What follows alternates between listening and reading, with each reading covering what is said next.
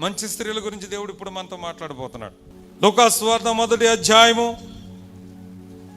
26 నుంచి చదివితే 6వ నెలలో గాబ్రియేలు అను దూత గలిలయలోని నజరేతు అను ఊరిలో దావీదు వంశస్థుడైన యోసేపు అను ఒక పురుషునికి ప్రధానము చేయబడిన కన్యక యొద్దకు దేవుని చేత పంపబడింది. ఆ కన్యక పేరు మరియా. హల్లెలూయా. ఆ దూత లోపలికి వచ్చి ఆమెను చూచి దయాప్రాప్తురాలా, నీకు శుభము, ప్రభువు నీకు తోడై ఉన్నాడు అని చెప్పి ఆమె ఆ మాటకు బహుగా తొందరపడినప్పుడు ఈ శుభవచనం ఏమిటో అని ఆలోచించుకొనుచుండగా దూత మరియా భయపడకము, దేవుని వలన నీవు కృప పొందితివి. ఇదిగో నీవు గర్భము ధరించి కుమారుని కని ఆయనకు యేసు అని పేరు పెడతావు. ఆయన గొప్పవాడై సర్వోన్నతుని కుమారుడు అనబడును. సర్వోన్నతుడగు దేవుని కుమారుడు అనబడతాడు. హల్లెలూయా, హల్లెలూయా, హల్లెలూయా. దేవుడు ఒక రోజున తన దేవదూతను గాబ్రియేలు దూతను పంపించాడు. యేసేపైన ఒక పురుషునికి, దావీదు వంశంలో ఉన్న యేసేపైన పురుషుడికి ప్రదానం చేయబడిన కన్యకైన మరియా చాలా పవిత్రురాలు, చాలా పరిశుద్ధురాలు. వర్జిన్ మేరీ అంటారు ఆమె. ఏమంటారు ఆమెని? కన్యకైన మేరీ. దేవుడు ఆమెను ఎన్నుకున్నాడు, ఎందుకంటే ఆమె చాలా దయాప్రాప్తురాలట. హల్లెలూయా. దేవదూత వచ్చి చెప్తుంది, దయాప్రాప్తురాలా, నీకు శుభము కలుగునుగాక, నువ్వు దేవుని వల్ల కృప పొందితివి. అబ్బా, ఏం మాట్లాడుతుంది దేవదూత! దేవుని సన్నిధి నుంచి చూస్తున్నాడు, ఆ స్త్రీ ఎటువంటిదో చూస్తున్నాడు. ఎందుకంటే లోకరక్షకుడు ఈ లోకానికి రావాలంటే ఒక స్త్రీ గర్భం కావాలి. ప్రభు అయిన ఆ దేవాది దేవుడు, గొప్ప దేవుడైన సృష్టికర్త అయినా మానవ రూపంలో రావాలంటే ఒక స్త్రీ గర్భం కావాలి. భూమి మీద ఖచ్చితంగా స్త్రీ గర్భం కావాలి. అందుకు దేవుడు భూమి మీద ఎవరా అని వెతికితే ఒక గుణవంతురాలైన స్త్రీ కనపడ్డది. ఆమెకి అప్పటికి మ్యారేజ్ కాలేదు, జస్ట్ ఎంగేజ్మెంట్ అయిందంటే, నిశ్చితార్థం జరిగింది యేసేపు అనే పురుషుడితో. చాలా పవిత్రురాలు, పరిశుద్ధురాలు, చాలా మంచి స్వభావం కలిగిన, మెత్తని స్వభావం కలిగి, దేవుని యందు భయభక్తులు కలిగినది, దయాప్రాప్తురాలు, దేవుని యందు భయభక్తులు కలిగినది, దేవుని వల్ల కృప పొందినది. దేవదూత వచ్చి దయాపుని శుభము కలుగునుగా కంటే ఆమె భయపడకు మరియా, నువ్వు త్వరలో గర్భం ధరించిపోతున్నావు, ఒక కుమారుని కంటావు, ఆ కుమారుడికి యేసు అని పేరు పెడతావు. గుణవతి అయింది, దేవుని దృష్టిలో ఘనమైనది అయింది. ఎందుకో తెలుసా? తాను దయాప్రాప్తురాలై, చాలా దీన మనస్సు కలిగి, పరిశుద్ధురాలై, తాను దేవుని ఎదుట చాలా మంచి స్వభావం కలిగి ఉంది. దేవుడు ఆమెను ఎన్నుకున్నాడు. దేవునికి మహిమ కలుగును గాక. ఆమెతో పాటు ఆమె బంధువురాలైన ఎలిజబెత్ కూడా గర్భం ధరించింది. ఎలిజబెత్ కూడా అదిగో అంటాడు దేవునికి స్తోత్రం 36, నీ బంధువురాలైన ఎలిజబెత్ కూడా వృద్ధాప్యం మీద కుమారుని కని గర్భం ధరించింది. గొడ్రాలమైన ఆమెకి ఇది అవమానం, 6వ మాసం. దేవునికి మహిమ కలుగును గాక. అందుకే ఎలిజబెత్కి ఒక పేరుంది. ఎలిజబెత్ కూడా గుణవంతురాలైన స్త్రీ. హల్లెలూయా. ఒక రోజున మరియా ఎలిజబెత్ని కలవడానికి వెళ్ళింది. హల్లెలూయా. చూడండి 39, ఆ దినమందు మరియా లేచి యూదా ప్రదేశంలోని కొండ సీమలో ఉన్న ఒక ఊరికి త్వరగా వెళ్ళి జకరియా ఇంట్లో ప్రవేశించి ఎలిజబెత్కి వందనం చేశాను. ఎలిజబెత్ మరియకు వందనం వినగానే గర్భంలో శిశు గొంతులు వేశాను. అంతటా ఎలిజబెత్ పరిశుద్ధాత్మను ఎన్నుకున్నది. ఇట్లా స్త్రీలలో నువ్వు ఆశీర్వదింపని, నీ గర్భము దేవుడు ఆశీర్వదించిన కాకని మరియను దీవించండి. హల్లెలూయా. ఎలిజబెత్ కూడా గుణవంతురాలైన స్త్రీ, దేవుని ఎంతో భయభక్తులు కలిగింది. అక్కడ చూస్తే దేవుని ఎంత ఘనపరుస్తుందో అంత ఘనపరుస్తుంది ఆమె. దేవునికి మహిమ కలుగును గాక. హల్లెలూయా, హల్లెలూయా. ఒక గుణవంతురాలైన స్త్రీ ఎవరు తెలుసా? మోయాబీరాలు, శపితమైన జాతికి చెందింది ఋతు. చెప్పండి అందరూ కూడా, ఎవరు? ఋతు. ఎవరో తెలుసా? శపితమైన జాతికి చెందింది. మోయాబీలు అంటే శపితమైన వాళ్ళు. దేవుడి దృష్టిలో వాళ్ళని దేవుడు చంపమని ఆజ్ఞాపించాడు. ఇశ్రాయేలు ప్రజలకి చంపమని ఆజ్ఞాపించాడు. అటువంటి వారితో సహవాసం చేయొద్దు అన్నాడు దేవుడు. కానీ ఒక రోజున మరి నయోమి తన 2 కుమారులు చనిపోతే, ఆఖరి తన భర్త చనిపోతే, బెత్లెహేము నుంచి ఆమె మోయాబు దేశానికి వెళ్ళి అక్కడ తన భర్తను, కుమారులను పోగొట్టుకుంటే, ఇద్దరు కోడళ్ళు ఉన్నారు. అందులో ఒకటి వార్ప, ఒకటి రూతు. వార్ప వేరే పెళ్లి చేసుకుని పోయింది. కానీ రూతు మాత్రం ఒక మాట అంటది. దేనికి మహిమ కలుగును. ఋతు గ్రంథం 1వ అధ్యాయం 16వ వచనం. అందుకు రూతు నా వెంబడి రావద్దనియు నన్ను విడిచిపెట్టమనియు నన్ను బ్రతిమాలుకొనవద్దు. నీ వెళ్లి చోటుకే నేను వచ్చేదను. నీవు నివసించు చోటనే నేను నివసించేదను. నీ జనమే నా జనము, నీ దేవుడే నా దేవుడు. గట్టిగా చప్పలు కొడదాం. ఓ కన్యరాలు, శపితమైన జాతికి చెందిన రూతు తన భర్త చనిపోయిన అత్తమ్మ విధవరాలైతే ముసలామ్మతో కలిసి మళ్ళీ తిరిగి బెత్లెహేమునకు వచ్చేసింది. ఆమేన్. ఎక్కడికి వచ్చేసింది? బెత్లెహేమునకు వచ్చి తన వృద్ధురాలైన అత్త నయోమిని పెంచడానికి బోయాజు పొలంలో పరిగి వేరడానికి వెళ్ళింది. పరిగి వేరడం తెలుసు కదా. మిగిలిన కంకులు వేరి దాన్ని నలిసి ధాన్యం చేసుకుని తినేవారు. ఆ కాలంలో ఆహారం లేని కాలంలో, కష్టపడుతున్న కాలంలో పరిగి వేరుకున్నారంటే మిగిలిన కంకులన్నీ ఏరుకుని ఆ విత్తనాలు తెచ్చుకొని దాన్ని నలిసి వడ్లు ధాన్యం చేసి బియ్యం చేసి తినేవారు. అలాగే తన ముసలిదైన అత్తమ్మను ప్రేమించి రాత్రి పగలు కష్టపడి తన భర్త లేకపోయినా సరే తాను నీ దేవుడే నా దేవుడు, నీ జనమే నా జనమని ఆ నయోమిని వెంబడించిన ఋతు నిజంగానే ఎంతో కష్టపడి పని చేస్తుంది. ఒకరోజు ఆ పొలంలో పోయేది. ఎవరు ఆమె అని అడిగాడు. అయ్యా, ఆమె నయోమి కోడలు. భర్త చనిపోయాడు పాపం. తన అత్తమ్మ కోసం తన స్వజనులు విడిచి వచ్చేసింది.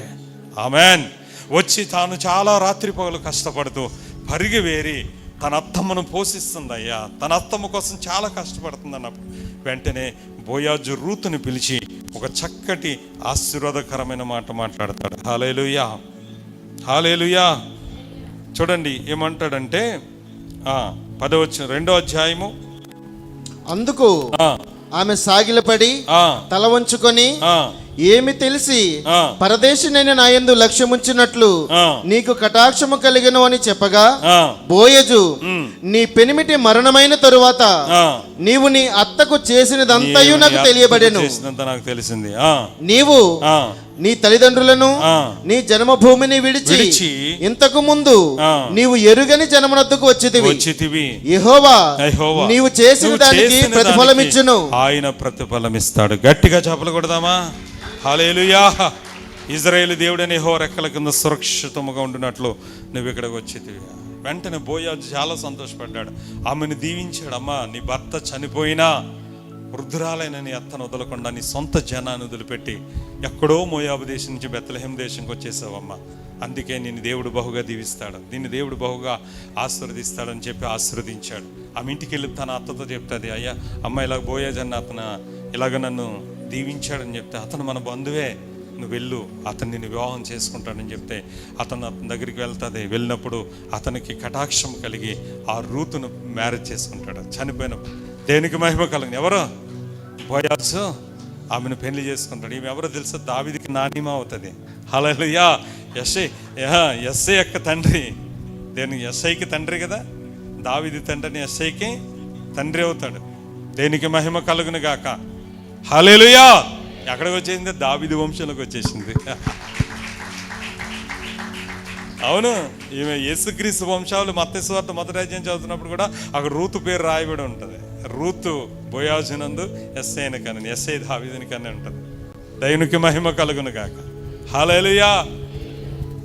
ఒక శపితమైన జాతికి చెందిన స్త్రీ గుణవంతురాలైంది. తను కష్టపడి శ్రమపడి తన అత్తను పోషించి నీ జన్మ నా జన్మ వచ్చి లోక సంబంధం యవనస్తులతో కలవక ఆమె ప్రత్యేకంగా తన ప్రవర్తన జీవితాన్ని కాపాడుకుంది కనుక బోయాజు ఆమెను సెకండ్ మ్యారేజ్ చేసుకుంటే ఆమె లైఫ్ సెటిల్ అయిపోయింది, ధనవంతురాలు అయిపోయింది.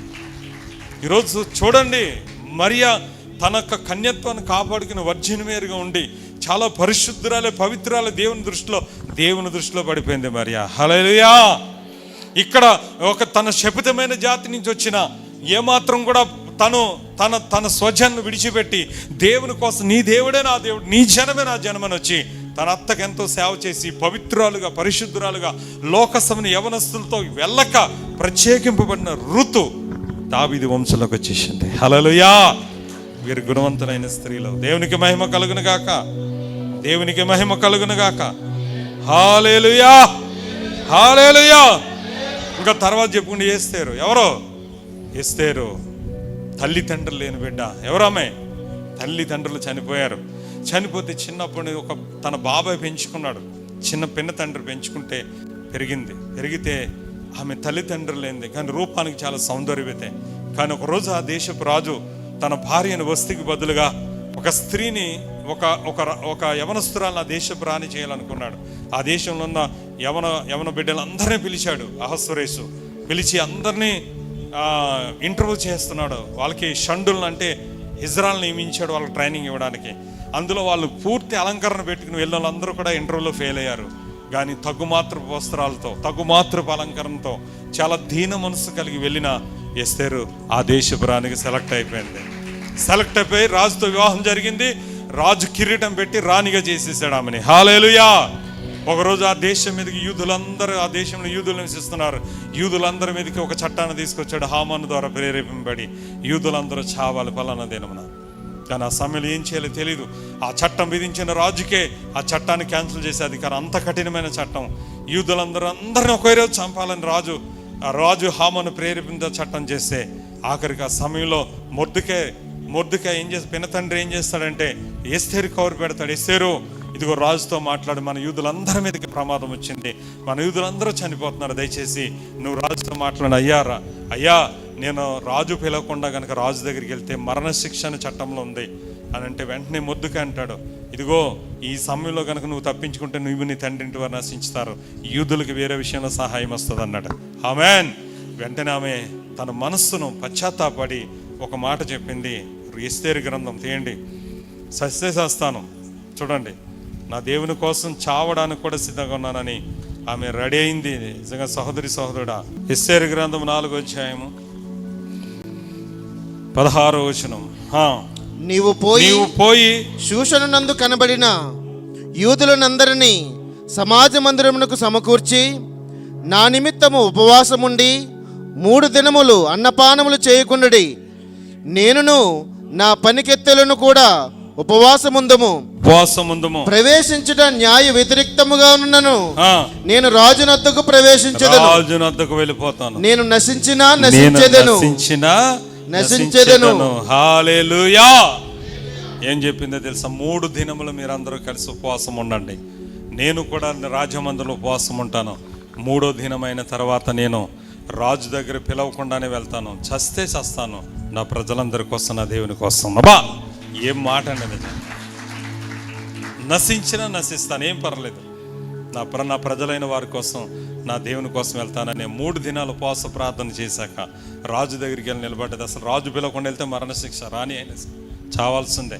కానీ వెళ్ళి ఆ రాజు ఆగ్రహం పొందక రాజు అనుగ్రహం పొంది యూదులందరినీ కూడా మరణం నుంచి తప్పించింది. ఆ మరణ శాసనం కొట్టివేయించింది ఎస్తేరు. నిజంగా చెప్తాను, అందుకే స్త్రీలలో కొనియాడబడిందండి ఎస్తేరు. దేవునికి మహిమ కలుగును గాక. ఈమె గుణవంతురాలని స్త్రీ జాబితాలో చేరిపోయింది. ఆమెను బట్టి యూదులందరూ విడిపింపబడ్డారు. ఆమెను బట్టి తన పిన తండ్రి మొర్దెకై కూడా గణపరచబడ్డాడు. ఆ దేశంలో యూదులందరికీ స్వేచ్ఛ రావడానికి తన ప్రాణమే పణంగా పెట్టిందండి. దేవునికి మహిమ కలుగును గాక. హల్లెలూయా. సోదరి, ఈరోజు మనం అలా ఉండాలి. యేసుక్రీస్తు కోసం అన్న ప్రాణం పెట్టాలి. నశించిపోతున్న ఆత్మల కోసం ప్రాణం పెట్టే స్థితిలో ఉండాలి సహోదరుడా. ఖచ్చితంగా అలా ఉన్నప్పుడు ఎస్తేరుతో వారసురాలు పోతావు నువ్వు కూడా. గుణవంతురాలైన స్త్రీగా ఆమె అలా కొనియాడబడింది. ఇంకా చూసుకుంటే చాలామంది ఉన్నారు. హన్నా చూసుకుంటే హన్నా గుడ్రాలై ఉంది. ఇంకా తీయడం అంటే కష్టం, వారాలుగా చెప్పేస్తాను, టైం లేదు.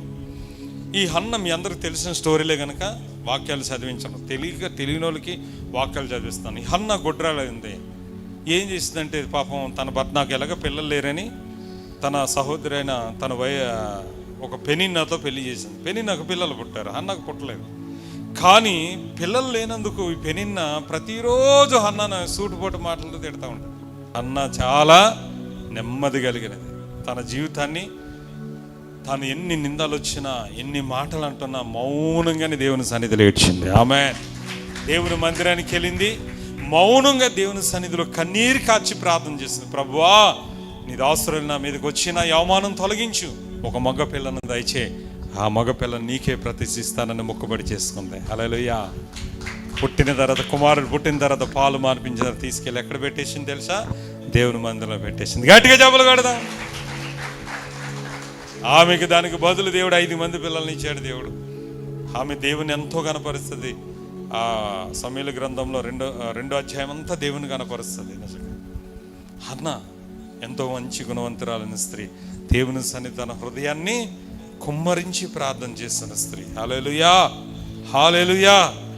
ఇంకా చూస్తే సహోదరి సహోదరుడా, ఇంకా చాలా మంది మార్తా మరియా. ఎవరండి? మార్తా మరియా. వీరి సహోదరుడు ఎవరు తెలుసా? లాజరు. యేసుక్రీస్తుని బాగా ప్రేమించిన ఫ్యామిలీ. ఆమె బాగా ప్రేమించిన ఫ్యామిలీ ఎవరి గురించి రాయబడింది తెలుసు బైబిల్లో? ఎవరి గురించి? మార్తా, మరియా, లాజరు. చాలా ప్రేమించారట. యేసు ప్రభుకి ప్రాధాన్యత ఇచ్చేవారు. యేసు ప్రభు కనుక ఆ గ్రామం వస్తే వారి ఇంటికి తీసుకెళ్ళి ఆయన అక్కడ స్వార్థ ప్రకటిస్తుంటే వంట చేసి పెట్టడం, ఆయనకి పరిచర్య చేయడం, చాలా చాలా వారు బాగా ఉపయోగపడ్డారండి నిజంగా మార్తా మరియలు.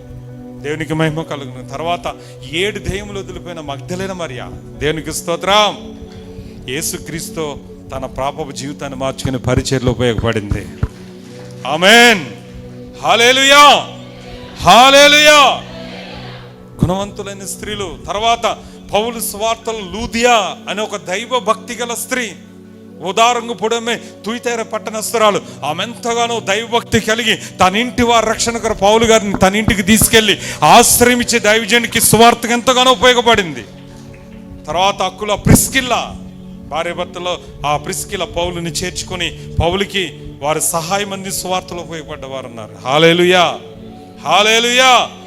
ఈ విధంగా చూస్తే బైబిల్లో చాలా మంది ఎవరున్నారు తెలుసా? గుణవంతులైన స్త్రీలు.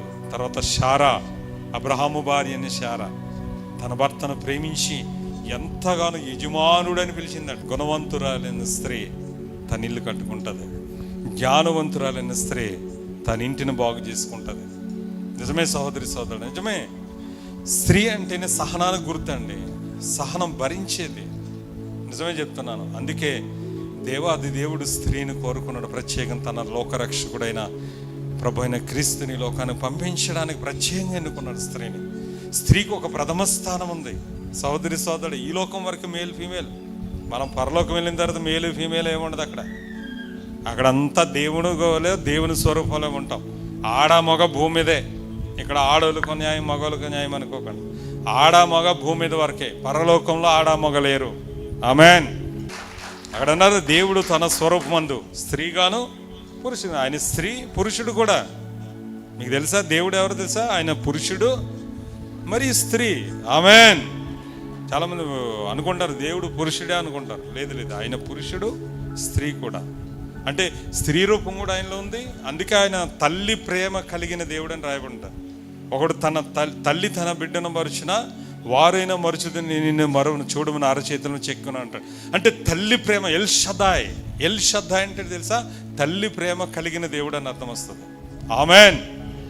తల్లి ప్రేమ కలిగిన దేవుడు అంట. అందుకనే తల్లి ఆయనే, తండ్రి ఆయనే. తల్లి ఆయనే, తండ్రి ఆయనే, తల్లి ఆయనే, తండ్రి ఆయనే, పాలించును, లాలించును, పాలించును. ఆమేన్, హల్లెలూయా. గుణవంతురాలైన స్త్రీలు. మరియలోంచి ఏమి నేర్చుకోవాలి? ఆమె దయాప్రాప్తురాలు, దేవుని వల్ల కృప పొందింది. నీ జీవితంలో దయ, కనికరం అనేది ధరించాలి స్త్రీగా. గట్టిగా చెప్పలు కొట్టాను. హల్లెలూయా, హల్లెలూయా. హన్నా నుంచి ఏం నేర్చుకోవాలి? తను ఎంత దూషిస్తున్నా మౌనంగా ఉండి దేవుని సన్నిధిలో హృదయాన్ని కుమ్మరించింది. గట్టిగా చెప్పలు కొట్టండి. స్త్రీ సహనానికి మారుపేరు. సహనము కలిగి ఉండాలి. ఆమేన్. అవును. రూతు నుంచి ఏం నేర్చుకోవాలి? ఆమె అన్యురాలైనా దేవుని విశ్వసించి అత్త నయము కోసం రాత్రి పగలు కష్టపడింది గనక ఆమె కొనియాడబడింది, బోయాజుకు భార్య అయింది గనక ఈరోజు నీవు నీ అత్తను భర్తను ప్రేమించి వారింటికి బాగా లోబడి ఉండే. ఈరోజు అత్తమ్మను చూస్తే అలా కోడలు పడదు, కోడలు చూస్తే అత్తకు పడదు.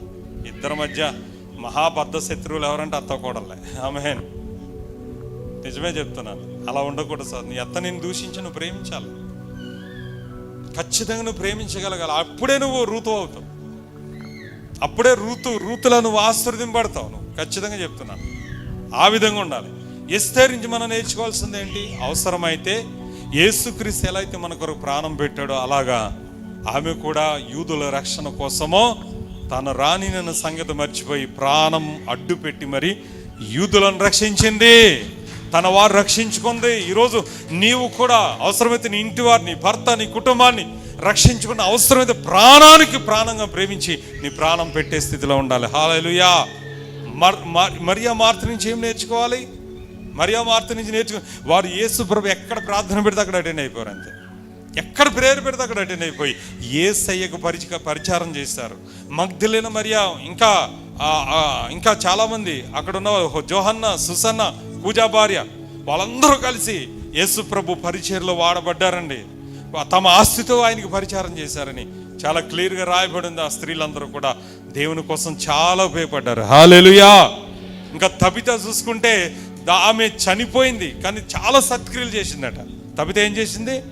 చాలా సత్క్రియలు చేసింది, కానీ చనిపోయినా తిరిగి బ్రతికింది. పేతురు ప్రార్థన చేశారు. ఆమేన్. ఇలా చూస్తే చాలా మంది గుణవంతులైన స్త్రీలు ఉన్నారు.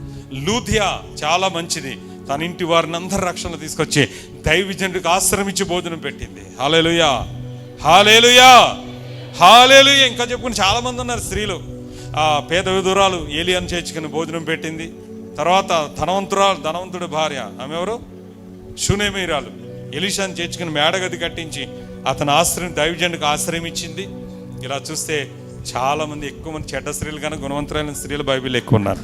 అనే వీళ్ళందరి నుంచి మనం బైబిల్ నుంచి ఎవరో మనకు ఆదర్శంగా బైబిల్. ఈరోజు భారతదేశంలో కూడా మదర్ తెరీసా లాంటి వారు, ఇంకా చాలా మంది స్త్రీలు మరి దేవుని భారతదేశం కోసం చాలా ప్రయాసపడిన స్త్రీలు చాలా మంది ఉన్నారు. చాలా మంది, ఇంకా ఎంతోమంది స్వతంత్ర పోరాటంలో పోరాడిన స్త్రీలు ఉన్నారు. బ్రిటిషర్స్తో పోరాడిన వారు ఉన్నారు. స్త్రీలు తమ కుటుంబాలను, భర్తను పణంగా పెట్టి తమ ప్రాణంగా పెట్టారు స్వతంత్ర పోరాటంలో స్త్రీలు చాలా మంది. సోదరుడా, ఈరోజు సహోదరి నీతో దేవుడు మాట్లాడుతున్నాడు. గుణవంతురాలైన స్త్రీగా ఉంటే నీళ్లు కట్టబడుతుంది. గుణవంతురాలైన స్త్రీగా ఉంటే ఖచ్చితంగా దేవుడు నీ కుటుంబాన్ని ఆశీర్వదిస్తాడు. ఈ లక్షణాలన్నీ నువ్వు కలిగి ఉండాలి. ఒక ఎస్తేరు లాంటి లక్షణం, ఒక రూతు లాంటి లక్షణం, ఈరోజు నీ ఒక మరియ లాంటి లక్షణం, ఇలాంటి లక్షణాలన్నీ కలిగి ఉంటే నిన్ను నువ్వు కుటుంబాన్ని ఆశీర్వదిస్తారు. స్త్రీకి ముండుతనం, మూర్ఖత్వం ఉండకూడదు. కర్మ, అహంకారం, ప్రౌఢం ఉండకూడదు. అసూయ, ద్వేషం, కుళ్ళు, క్రోధాలు ఉండకూడదు. అవన్నీ చెడ్డ లక్షణాలు. అటువంటి స్త్రీ జీవితాలు అన్నీ నాశనం అయిపోతాయి. చెప్తున్నాను, యెజబెల్ జీవితం ఎలా నాశనం అయిపోయిందో, దెలీలా జీవితం ఎలా నాశనం అయిపోయిందో, ఇంకెవరి గురించి చెప్పుకున్నాం మనం? యెజబెల్ జీవితం ఎలా నాశనం అయిపోయిందో, దెలీలా జీవితం ఎలా నాశనం అయిపోయిందో, యోబు భార్య ఎలా అయితే శాపగ్రస్తమైందో, తర్వాత హేరోది వాళ్ళు తల్లి బిడ్డలు కలిసి యోహాను తలగొట్టించిన ఆ దుర్మార్గుల వలె ఉండకుండా, దయచేసి అటువంటి చెడ్డ స్వభావం నీలో ఉండకుండా అది తీసేసుకుని ప్రభు దగ్గర ప్రార్థన చేసి మంచి స్వభావం ఇచ్చి, ప్రభువా జ్ఞానవంతురాలుగా, గుణవంతురాలుగా నన్ను మార్చమంటే ఖచ్చితంగా దేవుడు నిన్ను ఆశీర్వదిస్తాడు. తర్వాత గుణవంతురాలని స్త్రీ లక్షణాలు ఏం చెప్పాడు దేవుడు? తన భర్త కీడేమి చేయడం మేలే చేస్తుంది.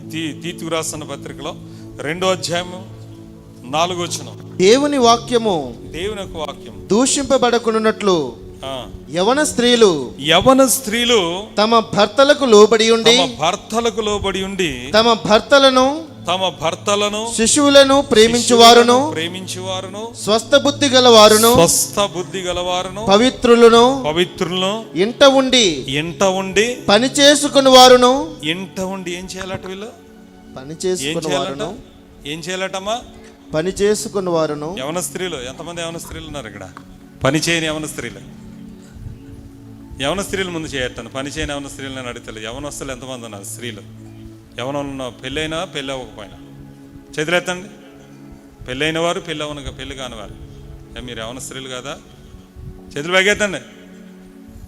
యవన స్త్రీల గురించి దేవుడు ఇక్కడ మాట్లాడుతుంది ఏంటంటే, వారు వివాహం చేసుకోవాలి. ముఖ్యంగా వారు మంచి వివాహం చేసుకుని తర్వాత వారి ఇంట్లో ఉండి ఏం చేయాలట?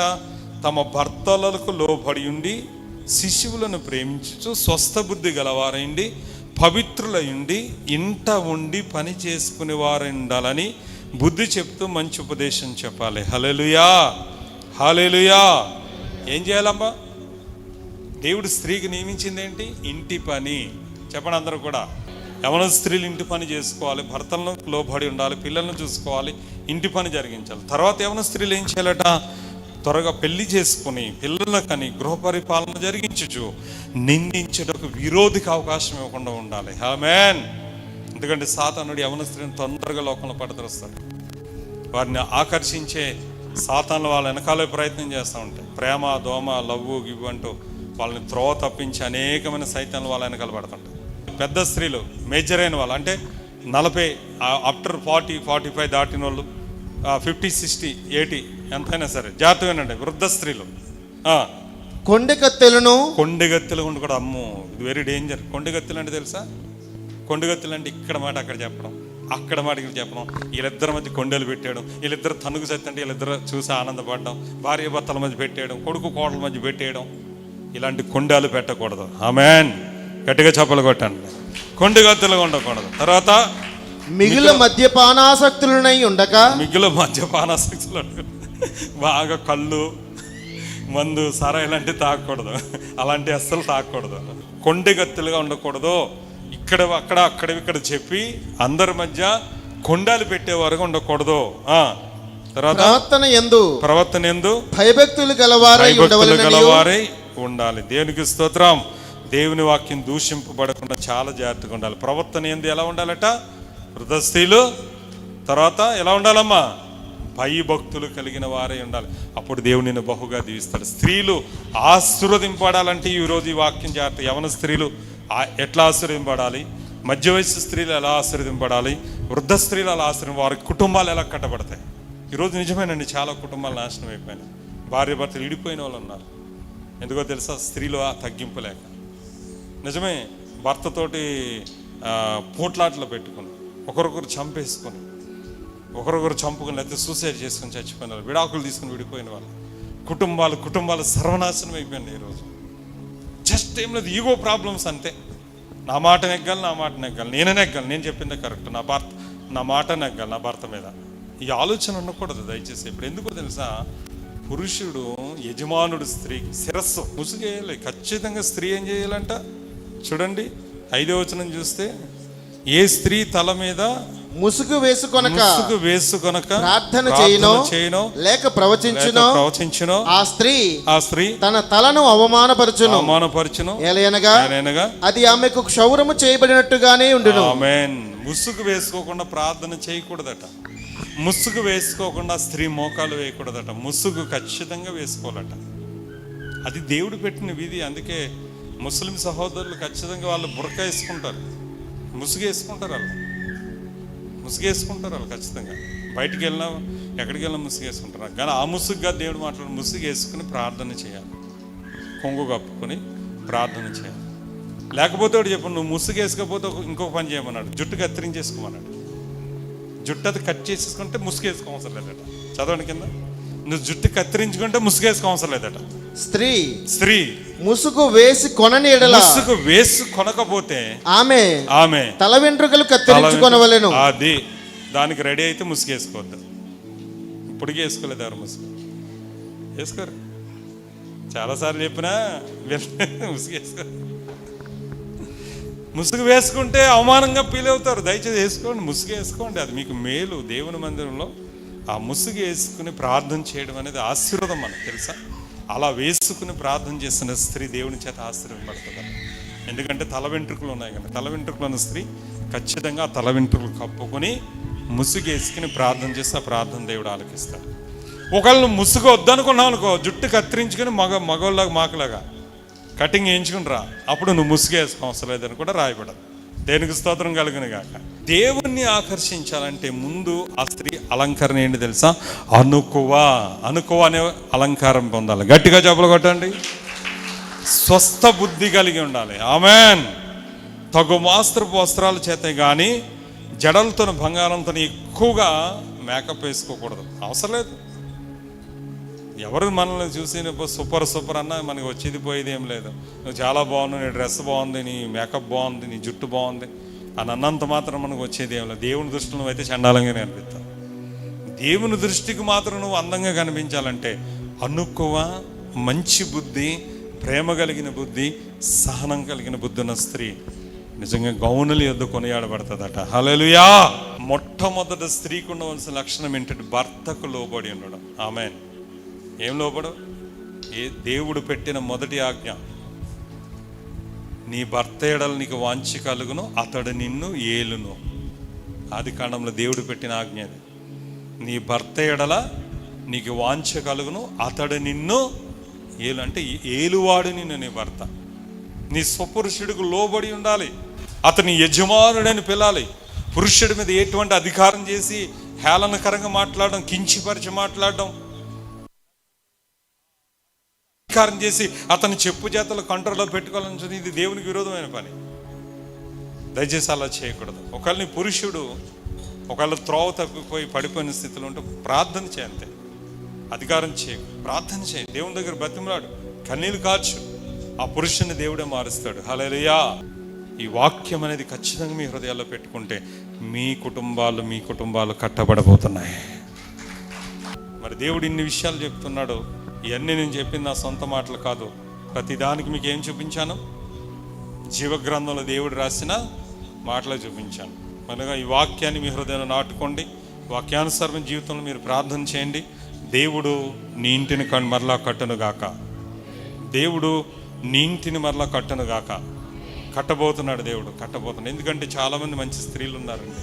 తమ కుమారుని, తన బిడ్డల కోసం, తన భర్త కోసం రాత్రిపాలు కష్టపడి పనిచేసి పాపం సంపాదించి తెచ్చి అప్పులు తీర్చి కష్టపడి నానా శ్రమలు పడి తన బిడ్డలను పెంచుకుని, భర్తలు లేకపోయినా, భర్తలు చనిపోయినా కష్టపడి పనిచేస్తూ తన బిడ్డలను పెంచుతున్న మంచి స్త్రీలు కూడా ఉన్నారు.